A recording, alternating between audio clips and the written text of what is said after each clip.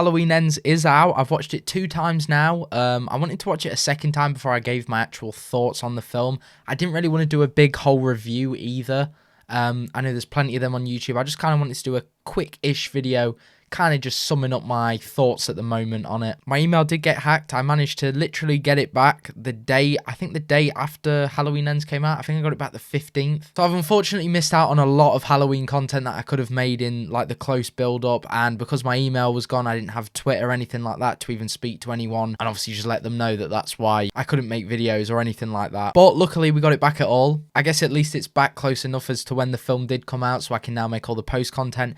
And we can move on. We got a lot of horrors coming out in the next couple of years. I'm really excited. But this movie's about Halloween Ends. So, I mean, first thing is first. This movie is without a doubt different. And to me, it's possibly one of the most standout different films in the entire franchise. I think we can all agree, for better or worse, this film is different. A lot of my thoughts haven't actually changed since the first time watching it. I guess I was just a little less, if I'm honest, disappointed with how the film went. But something that I was massively surprised at is how fascinated I was by Corey Cunningham the whole film.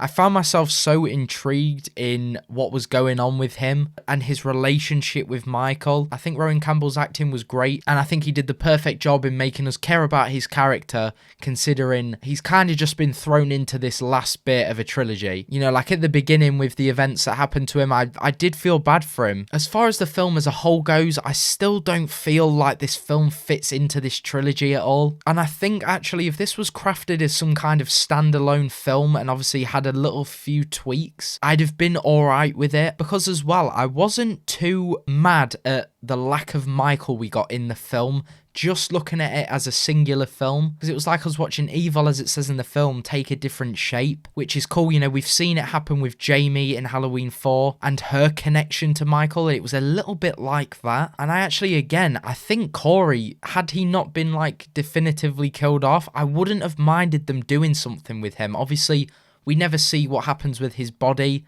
Who knows whether he's going to come back? Obviously, Michael snapped his neck. He stabbed himself in the neck. I don't know as far as that goes, but Corey was a character that I really didn't mind. I'd want Rowan Campbell playing him again for sure. Another thing that I find myself really thinking about is that the film was cut in a way that I feel like we missed a lot of the good stuff. Not that this is the main thing, but something that especially stands out to me now after having watched it again, like just straight off the top of my head, is when Corey kills his mum. I saw from like a behind the scenes, or it was something that was posted to YouTube maybe, unless it was a screenshot somewhere.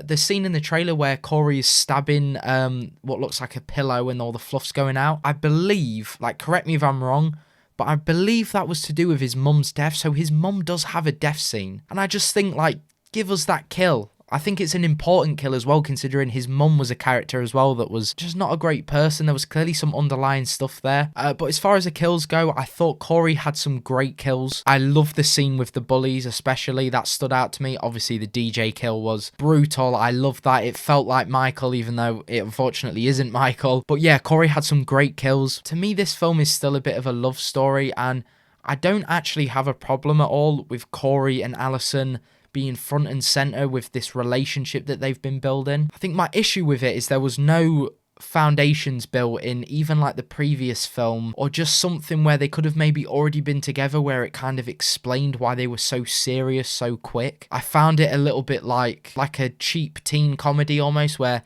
they just fall in love immediately. Maybe that is just me, but again, I don't have the problem with something like that happening.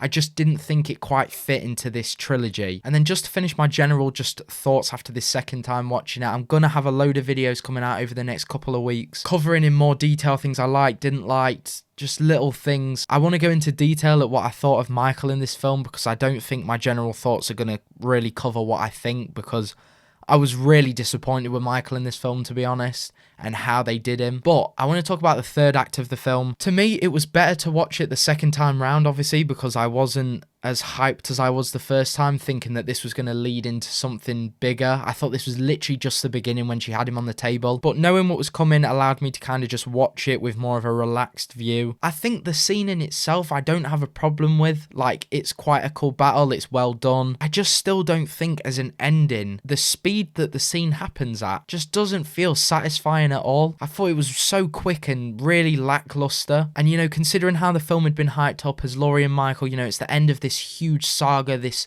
giant rivalry in the horror universe, it just didn't feel like neither of them were really at their best. And I know they were going with the whole Michael's weak now, which could have been something to do with why he got finished off so quick, but Laurie wasn't as prepared either. So I feel like we should have got something a little bit like 78, where, you know, she's fighting him off, he's kind of traveling through the house. I thought we were going to get something a little bit like that. For the fact that this is that was the final time we saw them go head to head, I just thought it was a little bit wrong, and there was something just off about that being the ending. Like, I couldn't really process it, like especially when she slashed his throat. I was so confused watching it because I couldn't quite believe that that's all we really were going to get of them two. You know, I'm sure if you've been on Twitter or anything like that, you've seen like memes where it's people saying that this is actually just called the Corey Cunningham story, and I do get it. I do get why people are frustrated at it. It just didn't feel like it fit into this trilogy. Everything felt so disconnected from what we had got the previous two films.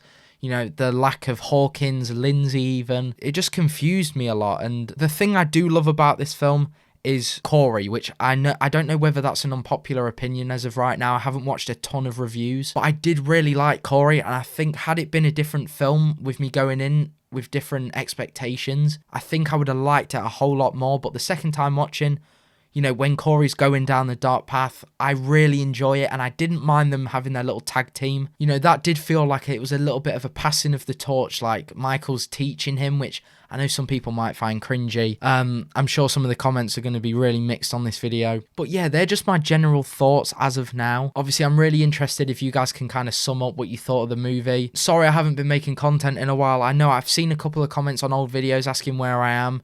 I've just seen them now. I obviously wasn't able to reply, so I am sorry about that if you're watching this video, but everything is sorted now, thank God. And yeah, we're going to be back to making some content on just general horror. Obviously, we're going to get all the Halloween Ends content out now that it is out. And yeah, I'll see you